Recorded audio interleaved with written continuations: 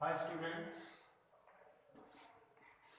आज हम BA part third का सेकंड पेपर अंतरराष्ट्रीय संबंध संयुक्त राष्ट्र संघ तक पिछला वीडियो हमने देखा था संघ यूएनओ का। आज हम पढ़ेंगे अंतरराष्ट्रीय राजनीति तथा संयुक्त राज्य अमेरिका एवं तृतीय तृतीय तृतीय विश्व या तीसरी दुनिया के देश। अंतरराष्ट्रीय राजनीति में संयुक्त राज्य अमेरिका एवं तृतीय विश्व।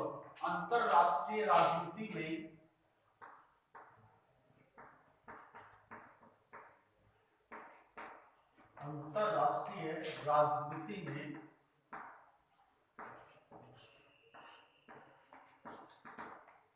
संयुक्त राज्य अमेरिका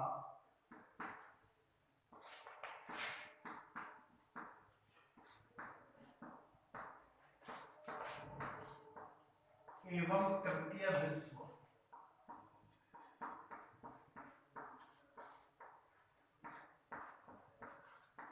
अंतरराष्ट्रीय राजनीति में संयुक्त राज्य अमेरिका और तृतीय विश्व। तीसरी दुनिया जिसे कहा जाता है, द्वितीय महाविश्व युद्ध के बाद अंतरराष्ट्रीय राजनीति में एक बाहरी बदलाव आया। उस बदलाव ने एक शब्द प्रयुक्त किया जिसका नाम था तृतीय विश्व अर्थात तीसरी दुनिया के देश। तीसरी दुनिया के देश, तीसरी दुनिया के देश, तीसरी दुनिया के देश जो विकासशील राष्ट्र या अल्प विकसित राष्ट्र कहते हैं, जिन्हें विकासशील राष्ट्र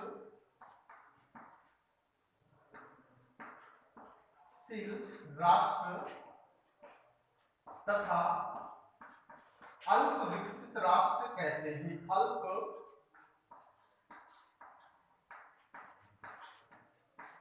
अल्प विकसित राष्ट्र या देश के नाम से संबोधित करते हैं। विकासशील राष्ट्र तथा अल्प विकसित राष्ट्र के नाम से संबोधित करते हैं। अब बात आती है कि तीसरी दुनिया शब्द का प्रयोग,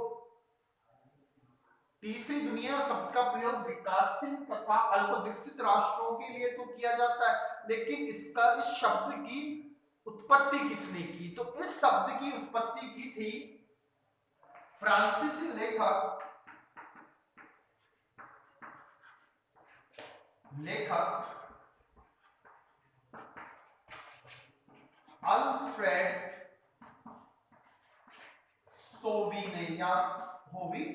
अल्फ्रेड सोवी ने इस शब्द की उत्पत्ति की थी, जिसके अंतर्गत विकासशील राष्ट्र तथा अल्प विकसित राष्ट्र अर्थात वे राष्ट्र जो शोषित थे, गरीब थे, जिनके पास संसाधनों का अभाव था, उन्हें ही तीसरी दुनिया के राष्ट्र कहते हैं या तीसरी दुनिया के राष्ट्र या कहते हैं या विकासशील राष्ट्रों के नाम से संबोधित किए करते हैं।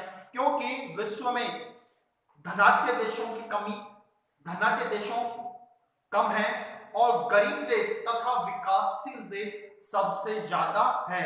जो विकासशील और अल्प विकसित राष्ट्र थे, उन्हें ही तीसरी दुनिया के नाम से या तीसरी दुनिया के देशों के नाम से संबोधित किया जाता है। अब बात आती है कि तीसरी दुनिया के देशों की सामान्य विशेषताएं क्या क्या थी। कि तीसरी दुनिया के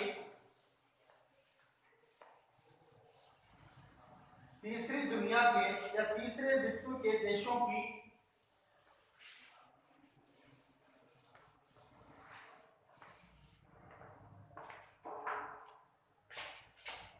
तीसरे विश्व के देशों की सामान्य विशेषताएं।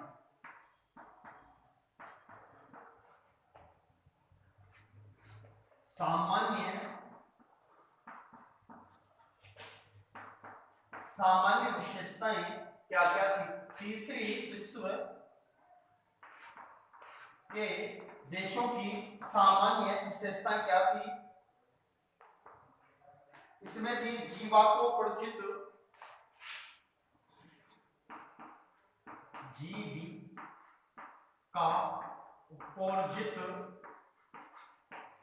जीविकोपार्जित कृषि एवं कृषि एवं बागवानी प्रधान अर्थव्यवस्था। बागवानी प्रधान अर्थव्यवस्था।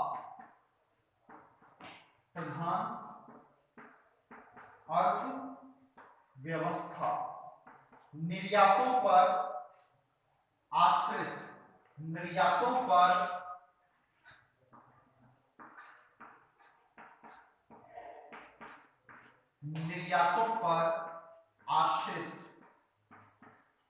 निर्यातों पर वे आश्रित थे।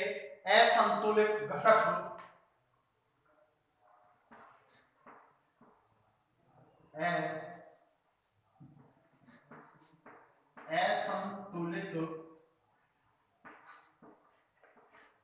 असंतुलित घटक थे। जनसंख्या वृद्धि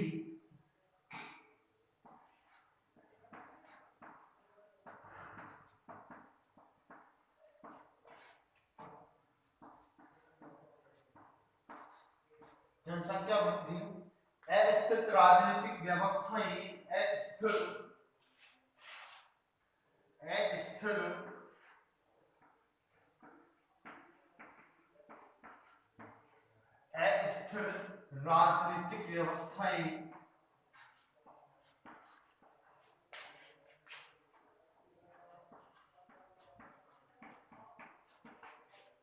अस्थिर राजनीतिक व्यवस्थाएं करिश्मावादी नेतृत्व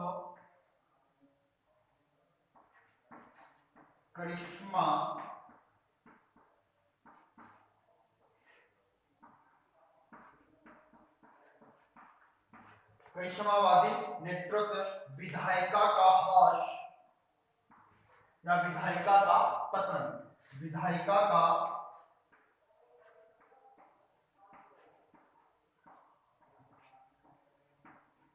ह्रास,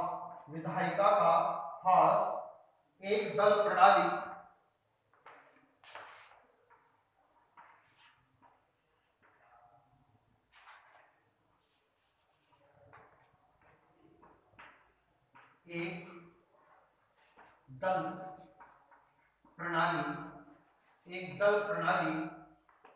दल प्रणाली भ्रष्टाचार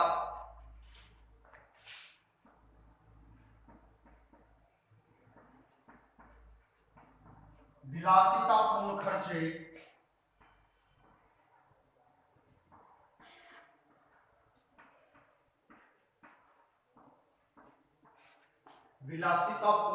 खर्चे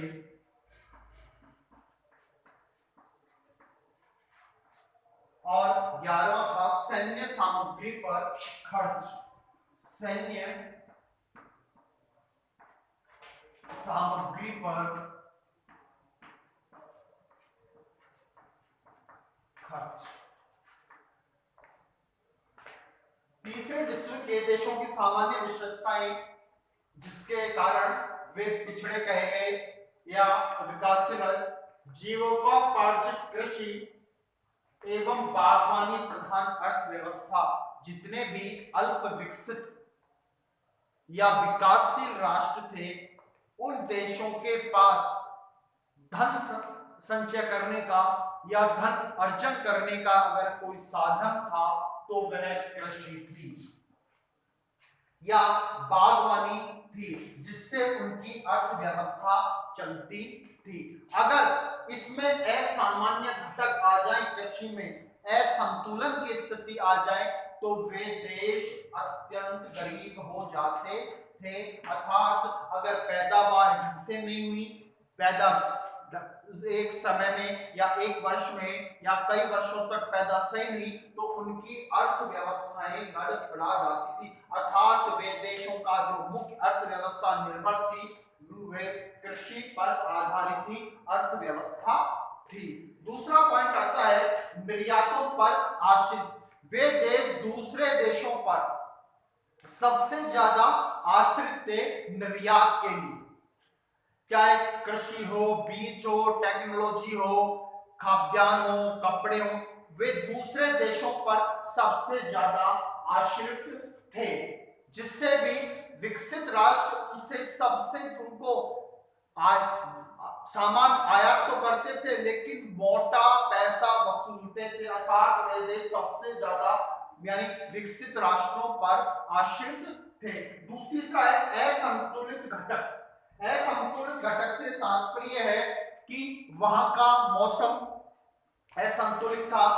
असंतुलित है जिसके कारण कि वहां की अर्थव्यवस्थाएं डगमगा जाती है, संसाधनों की कमी है,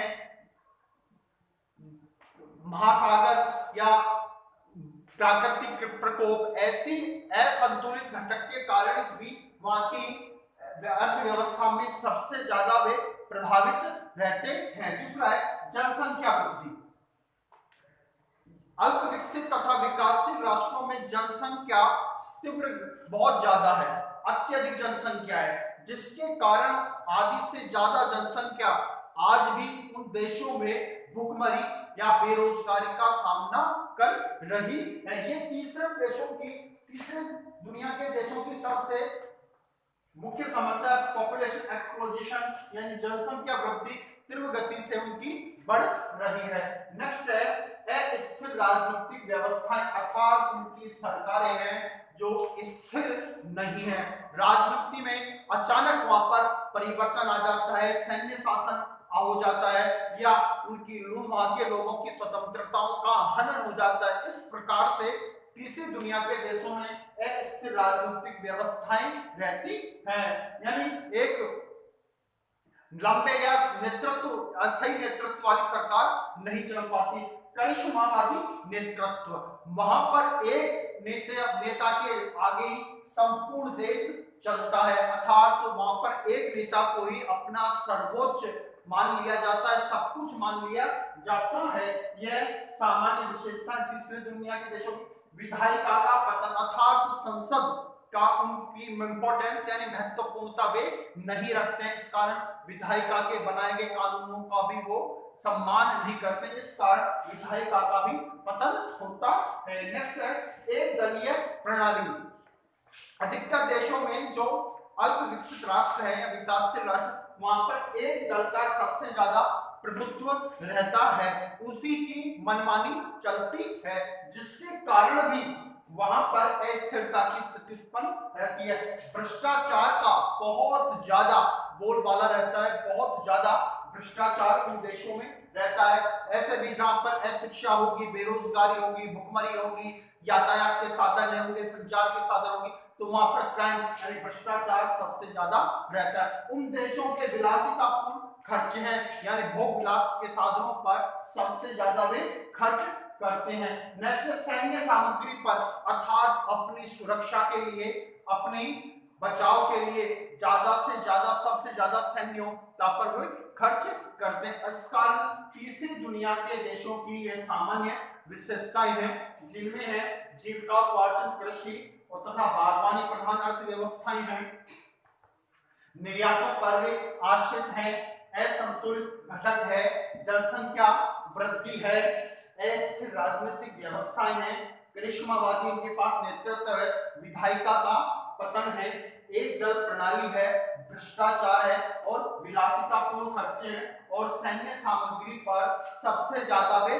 खर्चे रहते हैं। ये वे तीसरी दुनिया के वे देश जो अल्प विकसित और विकासशील राष्ट्रों की ये सामान्य विशेषताएं हैं कि सबसे ज्यादा कृषि प्रधान है, कृषि पर वे आधारित हैं, निर्यातों पर आश्रित हैं, निर्यातों पर उनके पास असंतुलित घटक है, उनकी जनसंख्या वृद्धि सबसे ज्यादा है, राजनीतिक अस्थिरता है, उनके पास करिश्मावादी नेतृत्व है, विधायिका का वे पतन करते हैं, एक दलीय प्रणाली है, भ्रष्टाचार है, विलासितापूर्ण खर्चे हो, सैन्य सामग्री, ये उन सब की सामान्य विशेषताएं हैं, उन सामान्य विशेषताओं है जिसके कारण से ये देश आज भी अल्प विकसित राष्ट्रों या विकासशील राष्ट्रों की श्रेणी में आते हैं। अब बात आती है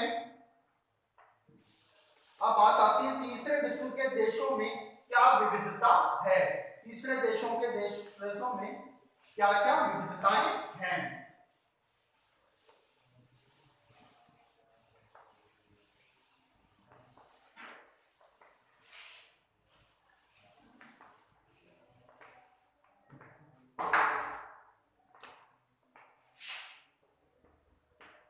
तीसरे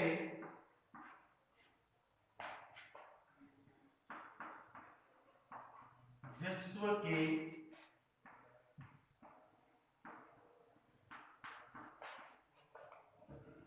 देशों में विविधताएं। तीसरे विश्व के देशों में विविधताएं, संसाधनों के स्रोत,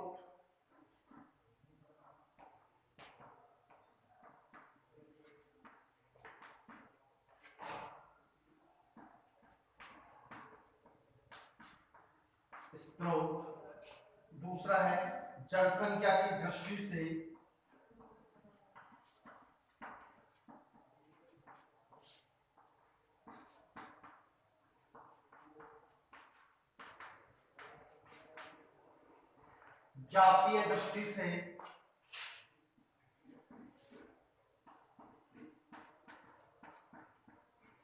जातीय दृष्टि से राजनीतिक विरासत,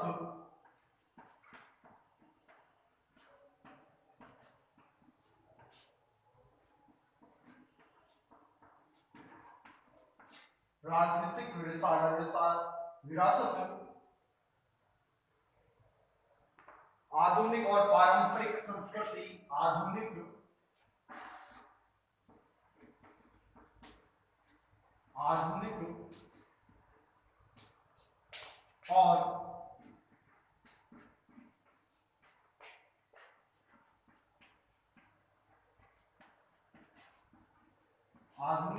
और पारंपरिक संस्कृति,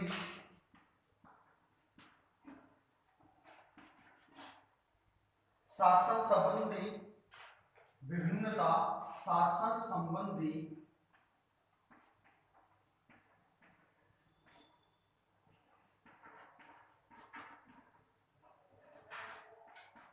विभिन्नता,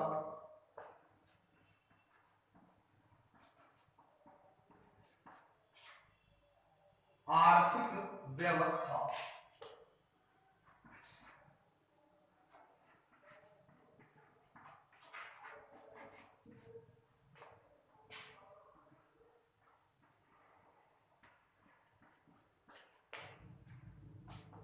तीसरे विश्व के देशों में क्या विविधताएं हैं, क्या विविधताएं हैं या भिन्नताएं हैं। तो संसाधनों के स्रोत हैं, उनके पास संसाधन है या संसाधनों की उनके पास कमी है। दूसरे जनसंख्या की दृष्टि से उनके पास जनसंख्या सबसे ज्यादा है या उनके पास जनसंख्या प्रचुर मात्रा में, जनसंख्या की दृष्टि से वे बड़े या विकसित या बड़े देश हैं। जातीय दृष्टि से वहां पर कई विभिन्न प्रकार की जातियां निवास करती हैं या रहती हैं। चौथा है राजनीतिक विरासत, यानी राजनीतिक, ताकि वहां पे विरासत उनको विरासत में मिली, अर्थात एक ही पार्टी कई वर्षों तक वहां पर शासन करती है। पांचवा है आधुनिक और पारंपरिक संस्कृति, वहां की संस्कृति आधुनिक भी है और पारंपरिक यानी परंपराओं पर आधारित है। कई वर्षों से या कई सदियों से वे अपनी संस्कृति को सर्वोच्च मानते हैं, अपनी संस्कृति को उच्च कोटि का मानते हैं। शासन संबंधी विभिन्नता है। शासन संबंधी विभिन्नताओं में कहीं पर अध्यक्षात्मक शासन व्यवस्था है, कहीं पर संसदात्मक शासन व्यवस्था है, कहीं पर एक दलीय व्यवस्था है, कहीं पर राजतंत्रात्मक व्यवस्था है, अर्थात वहां पर शासन संबंधी विभिन्नता है। आर्थिक व्यवस्थाएं संचालित करने के लिए उन्हें बहुत कठोर परिश्रम करना पड़ता है, बहुत ज्यादा शासन को संचालित करने की उनकी आवश्यकता है, अर्थात उनके पास संसाधनों की मात्रा भी है, उन संसाधनों का उनके पास अभाव भी है। उनके पास जनसंख्या घनत्व है वो सबसे ज्यादा है, उनके पास जनसंख्या सबसे, उन देशों के पास जनसंख्या प्रचुर मात्रा में है। नेक्स्ट है राजनीतिक विरासत। जो उनको राजनीति मिली है वो विरासत से मिली है, यानी कई देश या कई राज्य सदियों तक अपना शासन संचालित करते हैं। तीसरा है जातीय दृष्टि। उन देशों में अनेक प्रकार की जातियां विराजमान है। आधुनिक और पारंपरिक संस्कृति है, उनकी संस्कृति सदियों पुरानी है, यानी कई देशों में उनका समायोजन, कई देशों की संस्कृति का मेल जोल है। नेक्स्ट शासन संबंधी विभिन्नताएं, कहीं पर अध्यक्षात्मक शासन व्यवस्था है, कहीं पर संसदात्मक शासन व्यवस्था है, कहीं पर दोनों शासन व्यवस्थाओं का मेल है। नेक्स्ट आर्थिक व्यवस्थाओं, यानी आर्थिक व्यवस्थाओं को संचालित करने में उनको या तो समय लगा है या वे संचालित कर रहे हैं। इस प्रकार से तीसरे विश्व के देश जो अल्प विकसित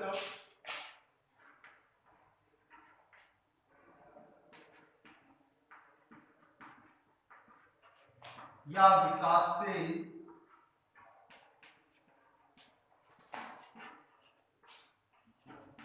या शोषित देश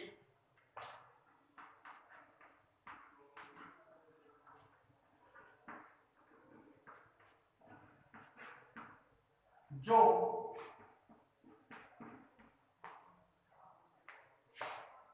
अपनी अर्थव्यवस्था को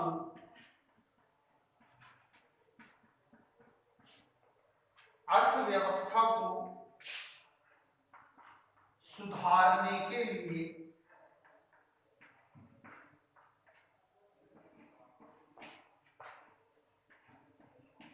तत्पर हैं तथा विकसित राष्ट्रों के समक्ष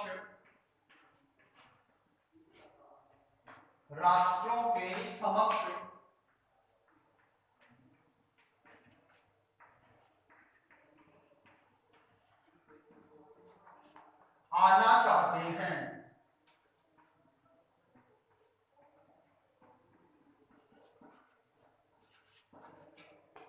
उन्हें तीसरी दुनिया या अल्प विकसित राष्ट्रों की श्रेणी में लाया जाता है। कहा जाता है जो अत्यधिक गरीब थे या गरीबता की वे श्रेणी में थे।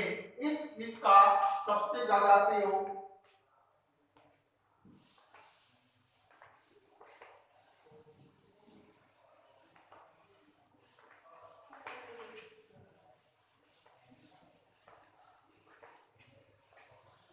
इस शब्द का प्रयोग तीसरी दुनिया,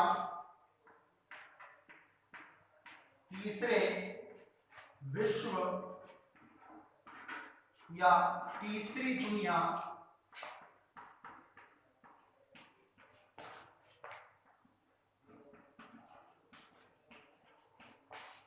शब्द का प्रयोग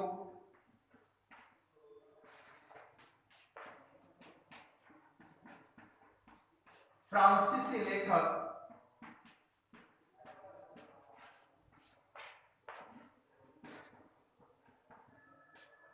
अल्फ्रेड सोवी ने किया था। इस शब्द का प्रयोग तीसरे विश्व या तीसरी दुनिया शब्द का प्रयोग फ्रांसीसी लेखक अल्फ्रेड ने किया था, जिसमें विकसित और विकासशील देशों को शामिल किया गया था, जिनकी अर्थव्यवस्थाएं कृषि प्रधान थी, असंतुलित कृषि थे, भ्रष्टाचार था, विधायिका का पतन था या ह्रास था, तथा वे अपने अपने आप को असक्षम समझते, उनके पास सैन्य खर्चे थे, विलासितापूर्ण खर्चे थे, एक दलीय शासन व्यवस्थाएं थी, अशिक्षा थी। इन सब चीजों को देखकर तीसरे विश्व युद्ध सिद्धने शब्द का प्रयोग फ्रांसिस से लेकर अल्फ्रेड सोवी ने किया था। अर्थात अंतरराष्ट्रीय राजनीति में संयुक्त राज्य तीसरे विश्व का सबसे तात्पर्य था अल्प विकसित और विकासशील राष्ट्रों के लिए था। आज के लिए बस इतना ही। Thank you.